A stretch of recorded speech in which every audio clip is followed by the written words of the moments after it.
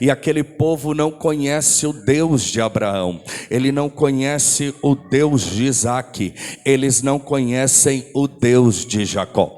Por isso a Bíblia diz que eles sofriam, choravam, clamavam, mas Deus ouviu do céu e lembrou-se da aliança que havia feito com seu servo Abraão. Então Deus escolhe um homem. Quantos homens? Um homem chamado Moisés, e diz: olha, Moisés, eu ouvi o clamor do meu povo e eu vou usar a sua vida para tirar o meu povo das mãos de Faraó. É de conhecimento de toda a igreja que essa palavra é simbólica para as nossas vidas, pois o Egito fala de cadeias, fala de pecado. O Egito fala de um tempo em que nós estávamos lá fora, presos ao mundo, preso ao pecado, nas garras de Satanás. E Faraó ali tem a representatividade do inimigo sob domínio do povo de Deus, escravizando o povo de Deus. Mas Deus levanta um homem, e esse homem vai ser a representatividade de Deus ali naquele lugar. Eu me lembro, pastor Madison, quando Moisés chega diante daquele monte onde a sarça queimava, e o Senhor diz: tira a sandália dos teus pés, porque o lugar que tu pisa é santo. Moisés se aproxima do Senhor, e o Senhor vai levantá-lo para uma grande obra ali naquele lugar. Aí Deus pergunta para ele assim, pastor Roberto: o que é que tu tem na tua mão? O que que ele diz? Quem é bom de Bíblia? Hã? Isso, olha aí um homem de Deus. Eu tenho um cajado, eu tenho uma vara, eu tenho um pedaço de pau. Eu tenho o quê? Vamos a vara. Diga: eu tenho uma. Ele diz: eu tenho uma vara, Senhor. Aí o Senhor diz assim: olha, e ele está perguntando: como é que eu vou fazer isso? Aí o Senhor diz: o que tu tem na mão? Ele tem uma. Aí o Senhor diz: joga no chão. Quando ele joga no chão, vira o quê? Vira o quê? Então quer dizer que ele tinha uma vara, quando jogou no chão, virou uma. Aí Deus diz: pega nela. Quando ele pega, vira um. Aí Deus diz: joga de novo, vira uma. Quando ele pega, vira um. Era Deus dizendo: eu estou te levantando e te dando poder transformador. Pode até ser serpente, mas da pegada que tu der, vai virar cajado. Meu Deus. Ai, Jesus. Ele diz: Senhor, o que que eu posso fazer? Deus diz: o que que tu tem? Ele diz: uma vara. Aí Deus diz: joga no chão, vira serpente. Quando ele pega na serpente, a serpente vira. Isso, irmão, vamos comigo, eu quero você ligado. Eu só prego para quem te ligado. Quando ele pega, vira uma vara. Quando ele joga, vira uma serpente, uma cobra. Cobra é traição, cobra é sagacidade. Cobra só pica pelo calcanhar, cobra vem por trás. Aí o que que ele diz? Pega nela. Quando pega, ela vira cajado. Interessante que a mesma que era cobra fez o mar vermelho abrir. Aquilo que era cobra fez da rocha sair água. Aquilo que era cobra ajudou a conduzir um povo no deserto. Sabe o que que Deus está dizendo? Essa noite eu estou derramando uma unção de transformação. Pode até ser cobra, mas da pegada que vai levar, vai virar cajado. Eu vim pregar essa noite, Sarabacandaragai, para dizer que Ele está aqui para transformar, para mudar história e dar unção de transformação. Pastor, eu deixei um homem lá em casa.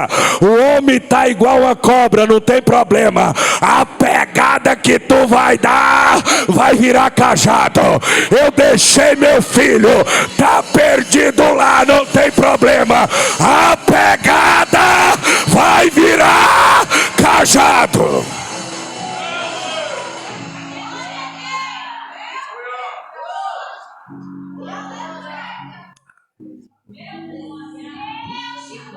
Aí ele diz: vai, Moisés. Aí Moisés vai. Aí Deus vai utilizar quantas pragas para tirar o povo de lá? Sem colar, quantas? Aí Deus usa 10 pragas para tirar o povo. Mas o povo é tão difícil que ele vai ter que usar 10 mandamentos para tirar o Egito do povo. É 10 pragas para tirar o povo do Egito e 10 mandamentos para arrancar o Egito do povo. Aí Deus tira o povo, coloca onde? Agora olha que negócio tremendo, irmão. Deus, quando levanta Moisés, não fala em deserto. Ele diz: eu vou tirar meu povo e vou levar para uma terra que mana leite e mel. Porque quem é povo de Deus tem destino certo. Eu vou repetir isso aqui.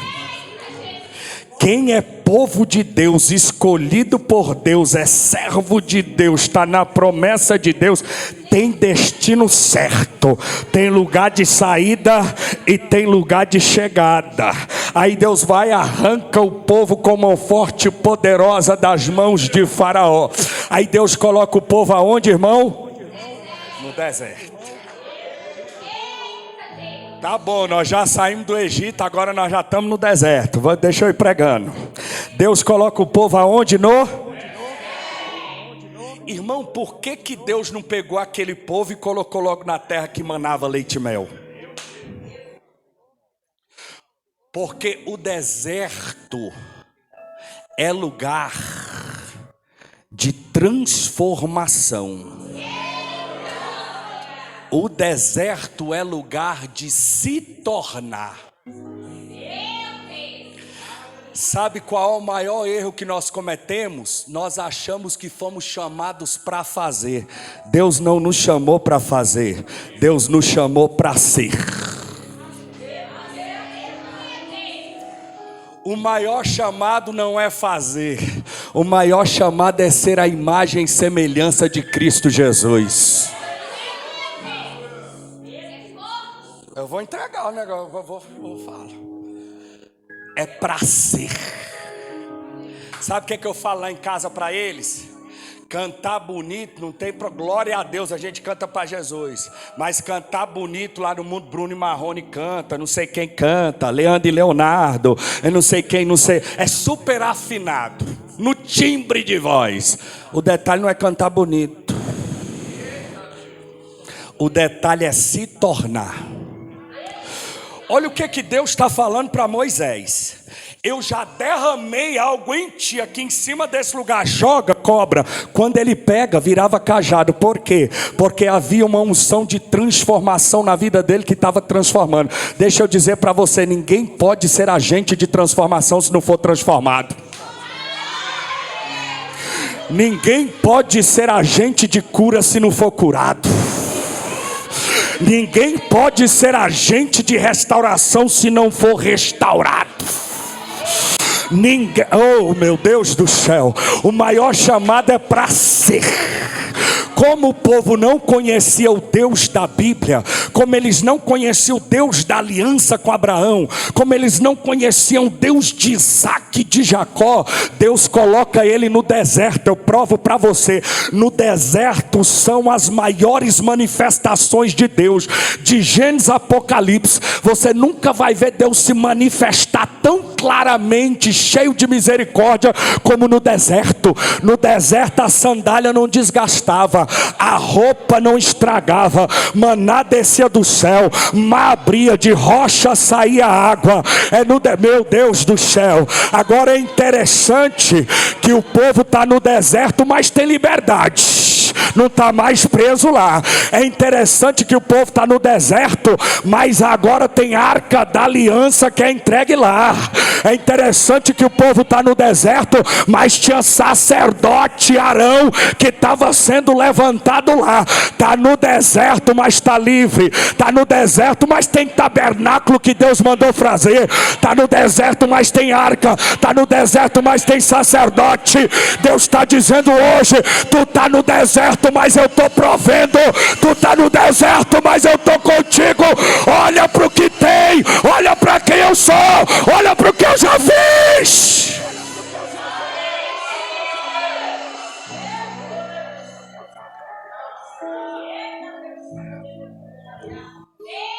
Aí qual é o detalhe do povo? Eles estão no deserto, já estão libertos. Estão no deserto, eles nunca viram aquilo. O mar se abre, irmão, imagina aquilo. E eles passam. Está no deserto e está descendo. O povo era tão engraçado que eles queriam guardar a comida. O líder falou, não guarda para comer. Eles guardavam. E o trem virava uma caatinga que não tinha quem dava conta. E tão providos, tão vestidos. Meu Deus, eu quero... Olha para o pé do seu irmão, vê se ele está calçado. Pode até a mulher não estar com a unha feita, mas está de sandália. É mistério isso aqui, meu Deus do céu. Olha para o irmão. Ó, a irmã está de saia ou está de calça, mas está vestida. Meu Deus do céu. Meu Deus. Pastor Matos, o senhor almoçou hoje? Almoçou? Eita glória. Pastor Roberto, comeu hoje? Meu Deus do céu. Tem alguém que comeu hoje aí? Comeu, irmão? Está no deserto, mas está calçado. Está no deserto, mas está vestido. Está no deserto, mas Deus está no deserto. Eu estou contigo. Está no deserto.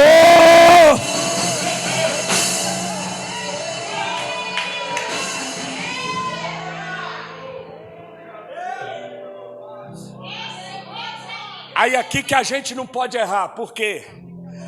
Porque Deus foi fazendo passo a passo para o povo. O que Deus queria resgatar daquele povo? Conhecer o Deus poderoso e ser grato a Ele. Deus queria resgatar naquele povo a gratidão. Vou repetir. Deus queria resgatar a gratidão. Aí o povo começou a achar ruim do que não tinha e esqueceu do que estava tendo. Isso vai caminhar com aquele povo em todo o deserto. Porque o povo vai durante todo o deserto. E por mais que Deus vai fazendo, eles nunca estão satisfeitos com aquilo que Deus estava fazendo. Quem está entendendo, diga amém. Agora eu vou começar a pregar. O salmo que nós realizamos a leitura, Salmo 105, verso 17 ao 22, é uma síntese de Gênesis da história de José. José foi a porta para o povo entrar. E eu quero te mostrar que até José chegar no Egito, quantos desertos ele viveu. E o detalhe não é a quantidade de deserto que a gente vive, mas é o nosso posicionamento diante deles. Porque o que muda a história de crente, o que gira a engrenagem espiritual, o que faz Deus se levantar, é o posicionamento do crente diante de cada circunstância. Agora veja que o verso 19 diz, olha só pastor, isso aqui é para nós. Isso aqui é para nós. Isso aqui é para nós, pastor.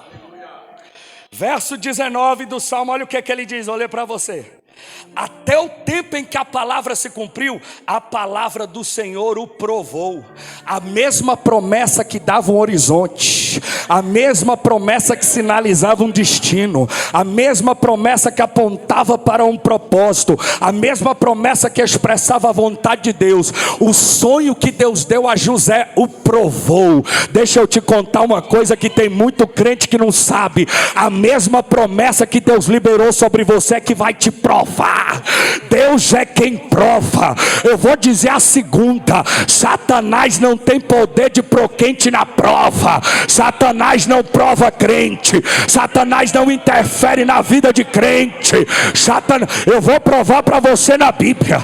Tem duas formas dele operar. Uma, se Deus autorizar, está no livro de Jó.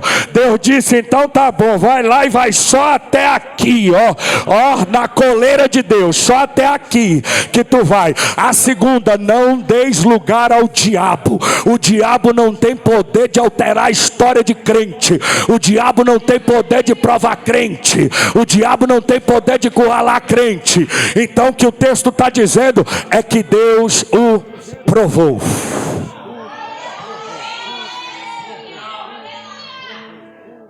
Tem pregador que fala assim, eu não gosto de fazer isso, eu gosto de fazer isso. Cutuca o irmão, diz, irmão, a promessa que tu tem vai te provar. Quanto maior a promessa, maior a provação. Os crentes gostam de coisa grande, mas não gostam de prova grande. Ei, irmão, deixa provar, porque bem-aventurado é o provado, aprovado de Deus.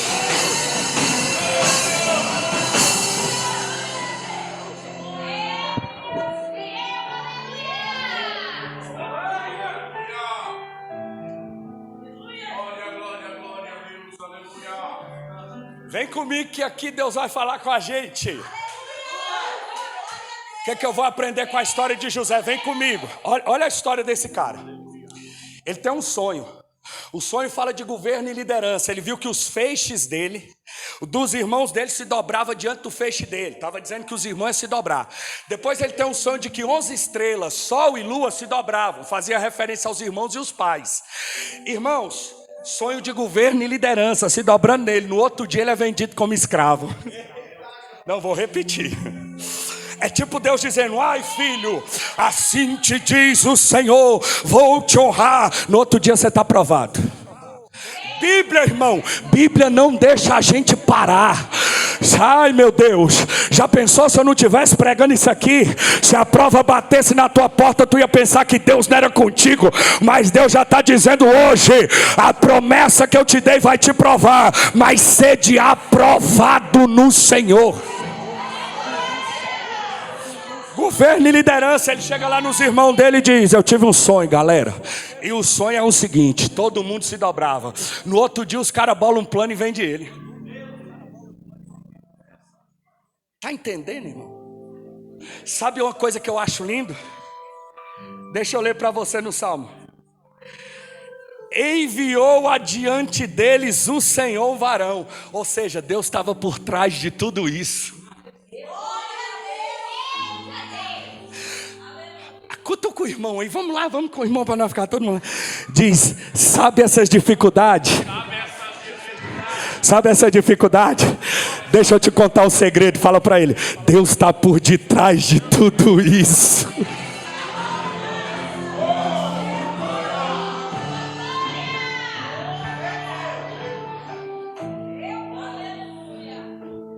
Escuta. Peraí, pastor, então o senhor quer dizer, olha aqui, então o senhor quer dizer que o cara tem um sonho de governo e liderança, no outro dia o cara é vendido como escravo. O que eu aprendo com isso? Que número 1, o que Deus te prometeu não significa que vai acontecer da noite para o dia, depressa ou automático e rápido. Existe um processo, existe uma jornada, e tudo que nós precisamos é aprender a nos comportar no processo e na jornada que Deus vai nos submeter. Eu vou repetir. O que isso aqui nos ensina? Que aquilo que Deus nos prometeu não significa que vai acontecer da noite para o dia, de uma hora para outra, em automático. Existe uma jornada, existe um processo, e tudo que nós precisamos é aprender a nos comportar no processo e na jornada que Deus nos submeteu.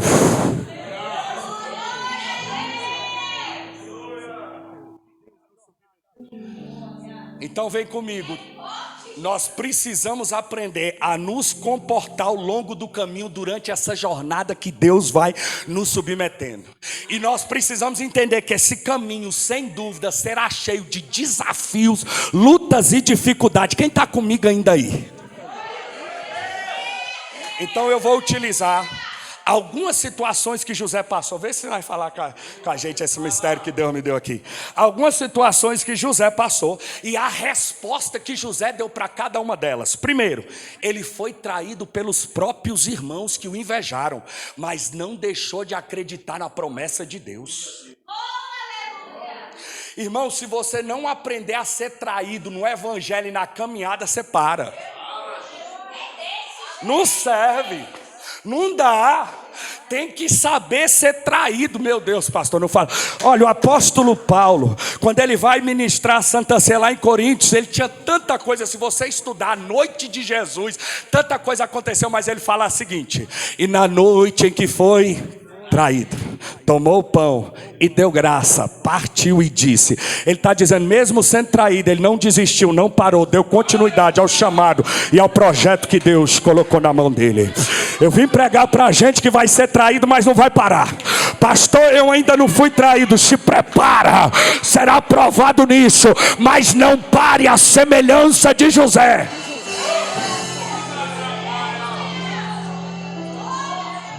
Diz o texto que, por ser o preferido do pai, os irmãos o invejaram. Mas quando ele compartilhou o sonho, a inveja se acendeu, se potencializou, otimizou no coração dos seus irmãos. Diz o texto que o motivo da inveja era ainda maior, pelo fato dele ser um sonhador. Gênesis 37:18, redobre sua atenção. E viram-no de longe, e antes que ele chegasse, conspiraram contra ele, e disseram um ao outro: lá vem o sonhador. Tem gente que não gosta de quem sonha. Lá vem o sonhador. Vinde, pois, agora, matemo-los e lancemos fora desta cova, e diremos que um bicho comeu. Olha o que eles vão dizer: e vejamos aonde vai dar o sonho deles. Agora é uma guerra missionária contra o sonho. Agora é uma guerra contra o projeto. Agora é uma guerra dizendo: vamos ver se isso se mantém de pé. Vamos ver se vai para frente. Agora pega essa palavra. Tudo que eles não sabiam é que o sonho não era de José. O sonho era de Deus. Eu estou sentindo ele aqui. Eu estou...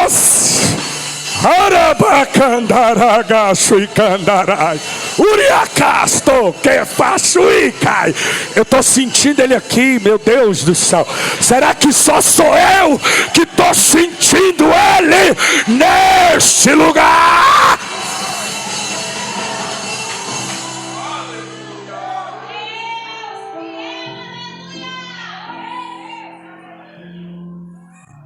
Escute isso. Ele tem um sonho, e o sonho fala de governo e liderança, mas agora ele é vendido. Ele é?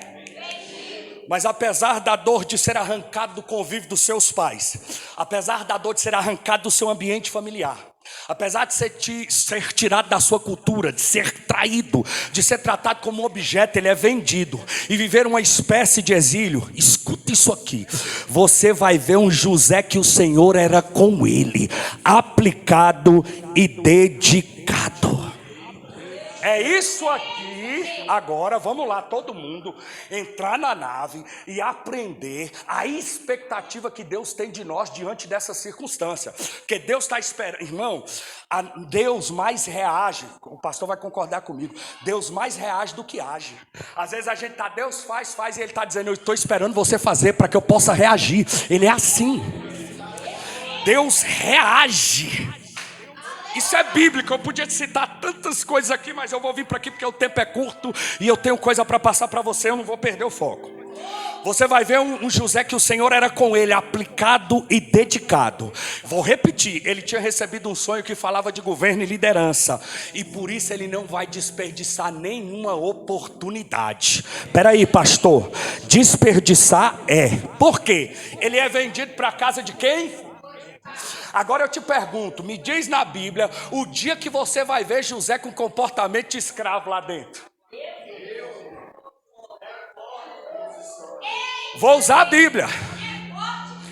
E Potifar achou graça diante dos olhos dele, José, de maneira que Potifar sabia apenas o pão que comia, porque toda a administração da sua casa estava nas mãos de José. Era José governando a casa de Potifar, era José liderando a casa de Potifar, era José dizendo: eu não vou viver como escravo, porque Deus me chamou para governar e liderar.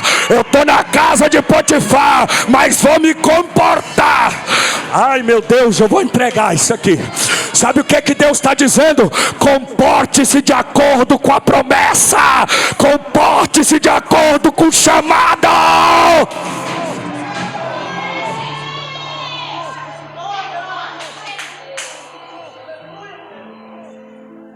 É como se ele dissesse: eu preciso me dedicar e ser fiel em todas as etapas. Eu preciso perseguir o que Deus estabeleceu como sonho a mim. O comportamento de José sinaliza o que muitos jogam fora, porque muitos de nós, quando surgem as provas, desanimamos. Quando surgem as provas, nós desanimamos. E aqui eu quero te dizer um negócio. Tudo que nós precisamos compreender é que não importa se a vida vai nos apresentar revés, circunstâncias ruins, mas nós precisamos continuar crendo e sonhando, porque é quem continua crendo e sonhando que recebe o melhor de Deus. Olha o que Tiago, capítulo de número 1, ele fala. Ele começa o texto, Tiago, falando sobre sabedoria. Se algum de vocês tem falta de sabedoria de Deus, peça a Ele, Ele nos dará. Aí ele amplia um assunto para muito mais do que sabedoria. Ele vai dizer o seguinte: peça porém com fé, não duvidando, porque o que duvida é semelhante à onda do mar que é levado pelo vento, é por ela levada e agitada. Aí ele arremata dizendo: não pense tal varão que irá receber algo de Deus. Nós só vamos experimentar de Deus se continuarmos crendo e sonhando e cheio de fé, a despeito das circunstâncias que se apresentaram a nós. Ou seja, não importa a circunstância que você está vivendo hoje, importa o que Deus falou a teu respeito, importa o que Deus disse a teu respeito, importa o que está escrito, importa a palavra, importa a promessa, importa o de Deus.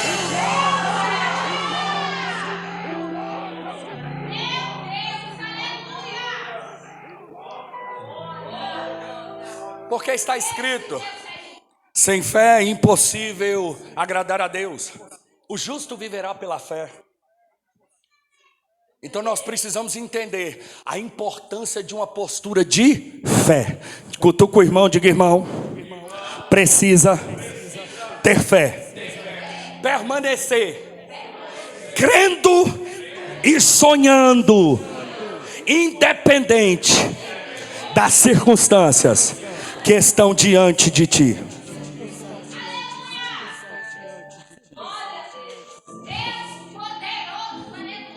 Quando todas as circunstâncias estão caminhando ao contrário, José está mantendo a postura de quem diz assim: está tudo ao contrário, mas Deus não perdeu o controle. Quando está tudo diferente, José está na postura de quem diz: está tudo diferente do que Deus falou, mas Deus não perdeu o controle. Deus continua no controle. Deus continua no controle. Pode o vento soprar, pode, igual o salmista no 46, as nações se embraveceram, os reinos se moveram, ele levantou a sua voz e a terra se derreteu. Pode transportar os montes para os mares, ainda que as águas rujam e se perturbe. Há um Deus e Ele é conosco. Ele está no controle, Ele está na direção, Ele é Senhor de todas as coisas.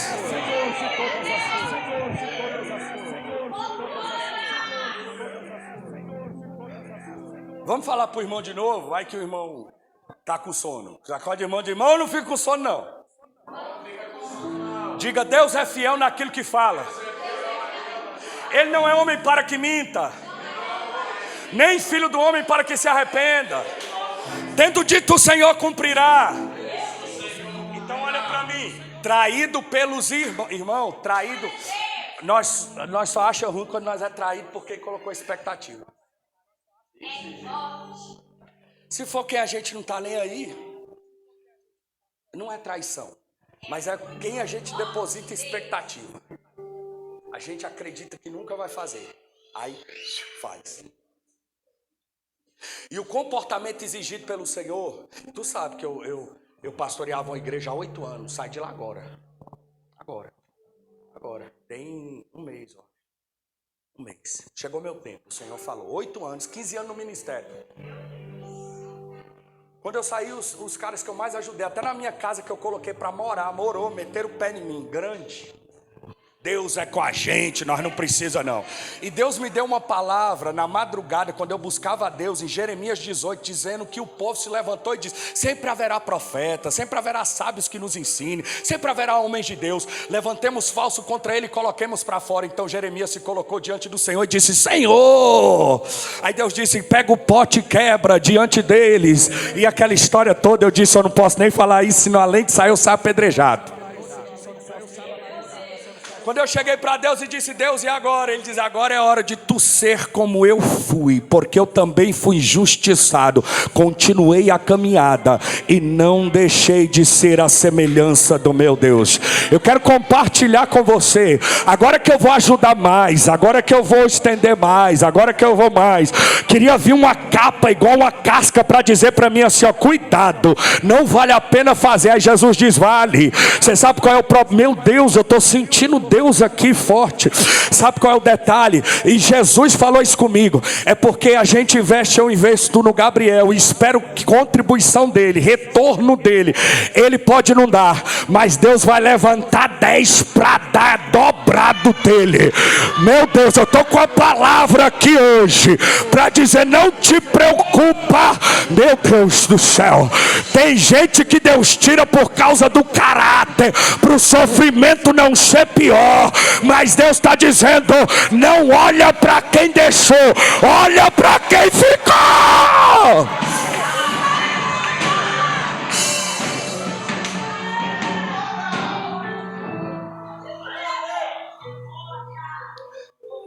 Quem está sentindo ele aqui? Ou será que é eu que estou emocionado? Aleluia! Então José, irmão, foi traído e continua se comportando como a promessa que Deus falou. Não importa, irmão, o que vai surgir no nosso caminho, nós precisamos nos manter firme no comportamento de acordo com o que Deus nos chamou. 2. Foi assediado por propostas erradas, mas não deixou de ser fiel. Olha o que diz Gênesis 39, verso 4. José achou graça aos seus olhos, serviu, e ele o pôs sobre a sua casa, e entregou nas suas mãos tudo que tinha, e deixou tudo que tinha na mão de José, de maneira que nada sabia do que estava com ele, a não ser o pão que comia. Então presta atenção nisso aqui. Nós estamos vendo José numa situação difícil, mas experimentando a presença de Deus, a graça e o favor de Deus. Porque não são as circunstâncias que vão dizer se Deus é conosco ou não, mas é a palavra que ele liberou: eis que eu sou convosco todos os dias até a consumação do século. Eu estou contigo, não te abandono, eu sou teu Deus. Tu, a quem te escolhi dentre os teus mais excelentes, não temas, porque sou contigo, não te assombres, porque eu sou teu Deus. Eu te ajudo, eu te sustento com a destra da minha justiça. Eis que envergonhados e confundidos serão aqueles que contenderem contigo, tornar-se-ão a nada, e como coisa que não é nada. Deus é contigo, irmão.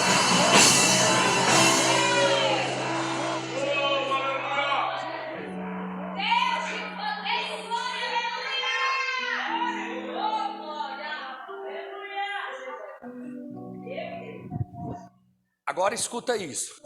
Então nós vimos um cara sendo traído e no eixo. Chegou na casa do Potifar e diz: opa, eu não vou viver como escravo, eu vou governar essa casa. Logo, logo toda a casa estava sob domínio de José. Agora 2, escuta isso aqui. A Bíblia diz que José era formoso de porte e de semblante. E aconteceu que depois dessas coisas, que a mulher do seu senhor pôs os olhos sobre José e disse a ele: deita-te comigo. Porém ele recusou e disse à mulher do seu senhor: eis que o meu senhor não sabe do que há em casa comigo.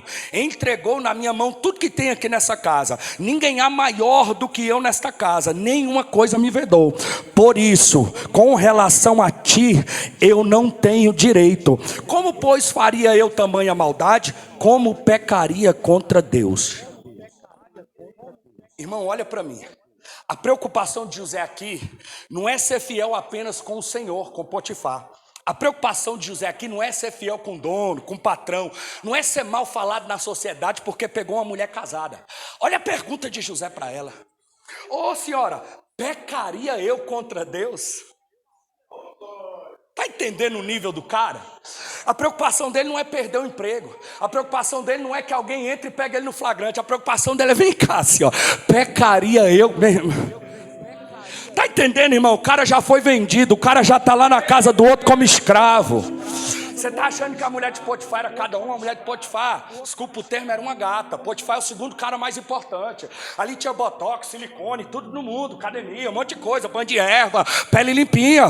E José poderia ter dito: eu já domino tudo, eu sei a hora que o cara chega, eu sei a hora que o cara sai. Eu vou me aproveitar dessa situação e vou me deitar com essa mulher. Pronto, o tempo que eu passar aqui é eu e ela, e quando ele chegar eu tô dominando tudo. Mas ele diz: ô senhora, você não está entendendo, acima, oh meu Deus do céu, acima de todas as coisas está a minha aliança com meu Deus. Eu tenho uma aliança com o Senhor, independe das circunstâncias que eu estou vivendo, eu não pecaria contra o Senhor meu Deus. Aqui é o cerne da dificuldade, escuta. Porque existem pessoas que quando começam a enfrentar dificuldade, os revés da vida, e vão desanimando de crer e sonhar, rapidamente elas vão abrir mão dos valores, dos princípios, do evangelho. Eu me lembro de um homem e de um testemunho. Quem acha que Deus está falando? 5 pessoas. Quem acha que Deus está falando? Todo mundo. Um homem chegou e disse assim: pastor, eu traí a minha esposa porque eu descobri que há anos ela fez isso e isso comigo e tal. Então eu traí ela, eu estou com meu casamento destruído, papai, um monte de coisa. Então o pastor virou para ele e disse: e o que é que Deus tem a ver com isso? Ele disse: Deus? Não, pastor. Eu e minha esposa, eu traí minha esposa porque ela me fez isso. Ele disse: e o que é que Deus tem a ver com isso? Por que Deus tinha que ser ferido nisso? E a ficha do cara caiu. Deus, mas Deus estava no... Ele disse: isso, Deus, porque você não feriu sua esposa apenas, você feriu a santidade, o sangue de Jesus, a presença de Deus, aquele que te chamou, o projeto de Deus, tudo aquilo que havia sido estabelecido. José nos fala disso, uma aliança acima, em outro nível, inegociável, independente das circunstâncias, se manter. Irmão, é por isso que esse cara vai sair de lá do calabouço e vai parar lá em cima, irmão. Tem gente achando que sai de baixo e vai para cima de qualquer jeito. Não, é o grau de fidelidade dele com Deus, de não abrir mão, de não ferir o Espírito Santo, Deus que salvou, o sangue que foi derramado, a cruz do Calvário, madeiro, o Cristo, é aquele cara que decide se manter firme e fiel. Então nós precisamos compreender que não importa o que as circunstâncias estão promovendo, o meu relacionamento com Deus precisa estar acima de todas as coisas, de qualquer situação, de qualquer sentimento, de qualquer emoção, de qualquer outra coisa. Precisamos nos manter firmes no Senhor. Quem está entendendo?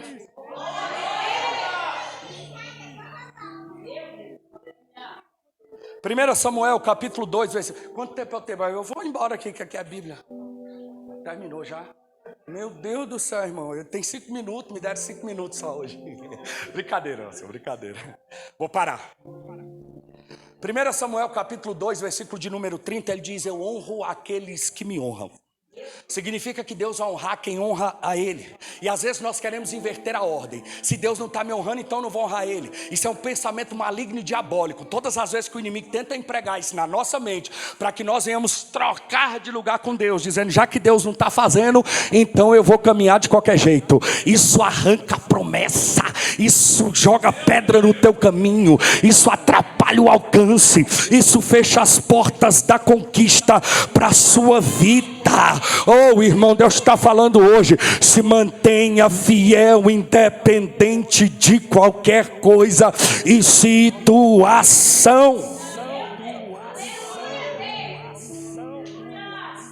Eu vou agora 5 minutos, eu vou entregar o mistério. Pronto. Que um monte de coisa ainda. Irmão, então quer dizer que José não vai viver como escravo na casa de Potifar? É isso ou não é?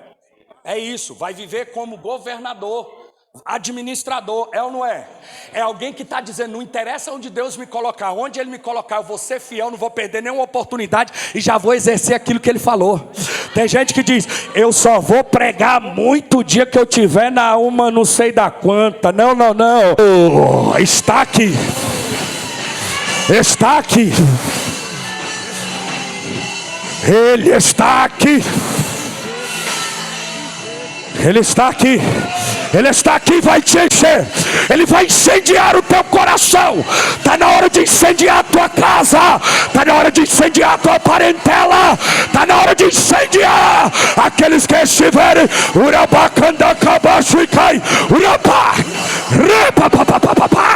Ele está aqui para incendiar a tua alma.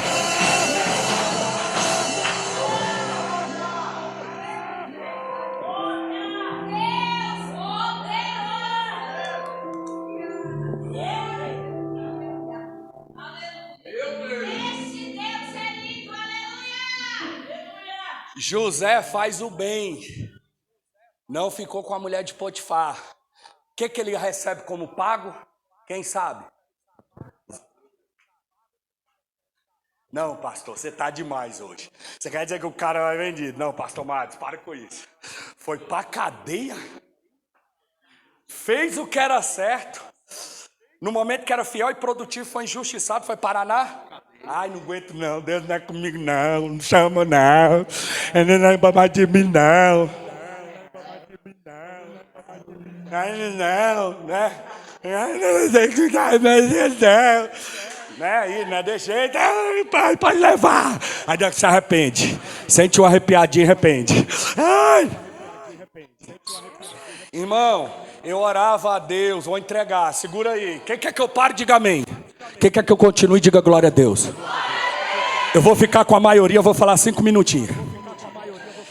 Eu orava a Deus no ano de 2015 para ir para os Gideões de última hora. Tem gente que conhece aqui, Deus está falando para me falar isso aqui de novo. Irmão, eu estava pregando para cima e para baixo e buscando a Deus. Passava 6 horas trancada no quarto, lendo Bíblia, orando. Naquela época eu era bom de palavra. E eu pregando e aquele negócio, e orando. Aí surge uma agenda para mim, escuta. Amanda Ferrari, quando estourou o relógio de Deus lá nos Gideões. O Gideão era o congresso, ainda não tinha acontecido tudo que aconteceu, pastor Marcos. Aí eu falei assim, eita. Aí eu orando, né? Aí sai no cartaz, Amanda Ferrari, relógio de Deus, pastor Júnior, no sábado. Eu digo, eita Jeová, entendi. Ela vai ver o mistério, vai comunicar o Marco Feliciano, ele me liga. Eita glória a Jesus, meu Deus. Aí fui lá, orei, preguei, nem tchan. Cheguei lá, irmão, foi escandalizado com o sistema empresarial, celular em cima do púlpito toda hora, se não tiver legal o som no canto, e eu fiquei triste. Quando terminou tudo, o Senhor disse, ei filho, vou te levar para a cidade estrutural, para o lixão, para tu saber que quer ganhar alma, que quer ganhar vida, que quer entrar em lares, barracos, lonas, que quer lidar com bêbado. Era eu amparando os bêbados, colocando no carro, molhava o banco do carro, e eu chorando. Irmão, saí da igreja com 140 pessoas, a sede me mandaram para lá. Quando eu cheguei lá, quem queria ir pregar no Gideões, preguei para minha mulher e 2 senhoras. Você já sabe, entrei no carro, Deus é comigo. Ai, Senhor. Ai, Pai. É só com os outros, né? Tá bom, pensei 3 meses, Deus me tira daqui. 8 anos. 8 anos. 8 anos. Cheguei com 2 senhorinhas, uma já está no campo da esperança, eu fiz o sepultamento dela. Eu não tenho tempo para me contar isso aqui não. É muita coisa, irmão, meu Deus do céu, até chorar eu choro. Então, irmão, José está lá na prisão agora injustiçado, para mim fechar a mensagem, certo? Adivinha o que ele vai fazer na prisão?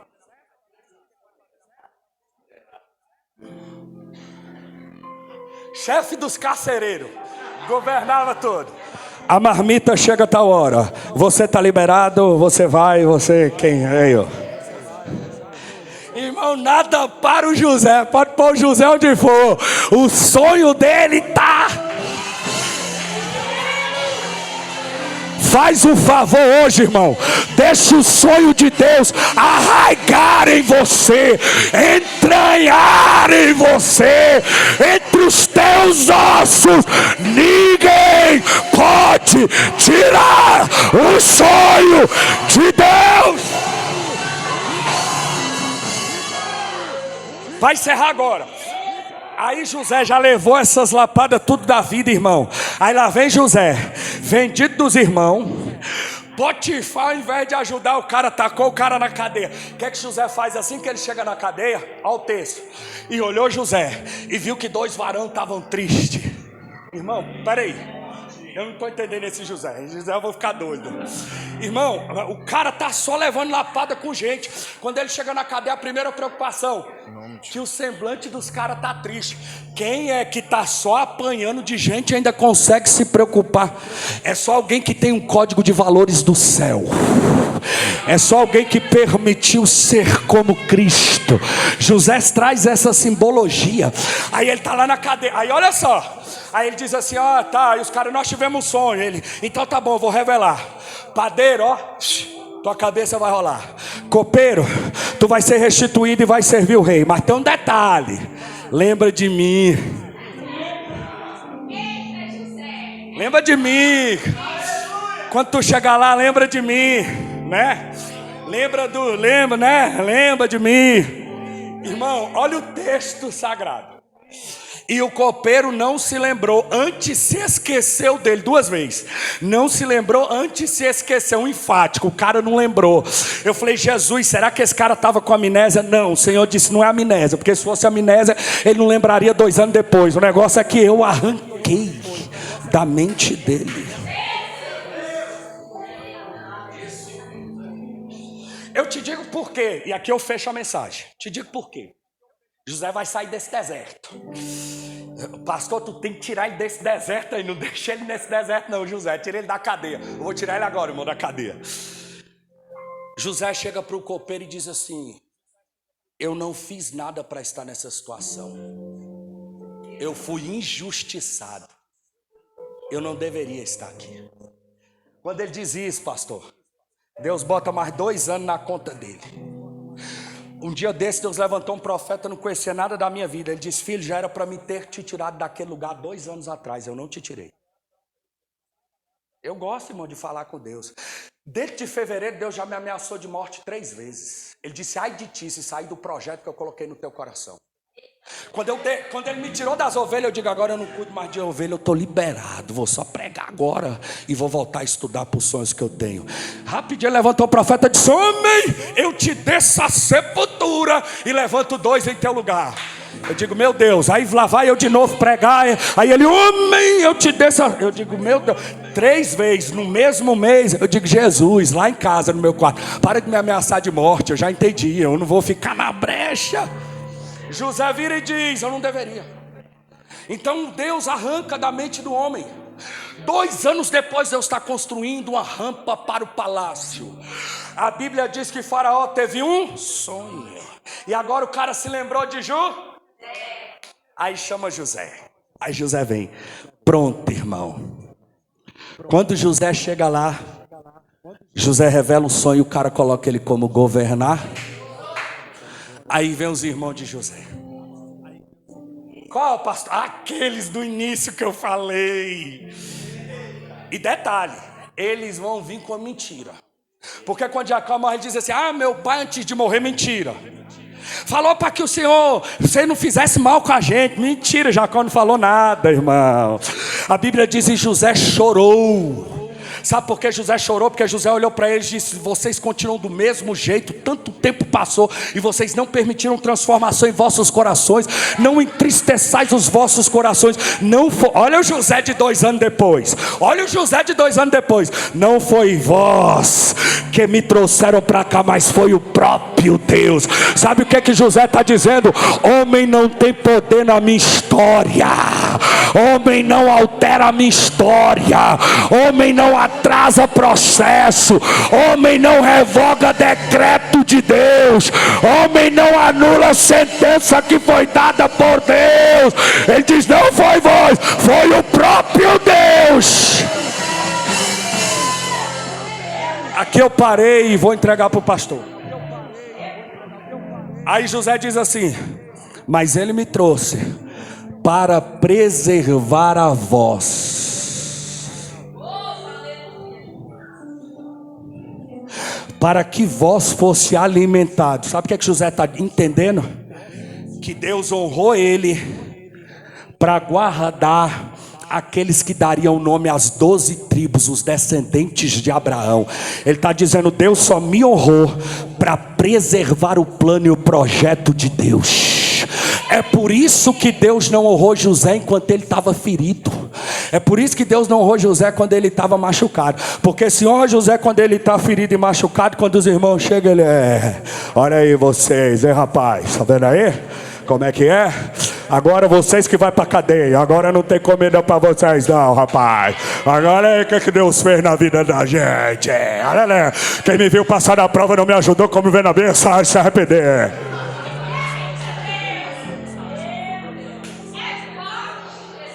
Não, José diz: eu entendi que a honra de Deus na minha vida é para trazer a honra na vida daqueles outros que têm. Eu quero ser profeta de Deus para dizer, coloque-se de pé em nome de Jesus. Eu vou só profetizar, eu passo para o pastor, ele ora. Eu quero ser profeta de Deus para dizer: Deus está preparando uma rampa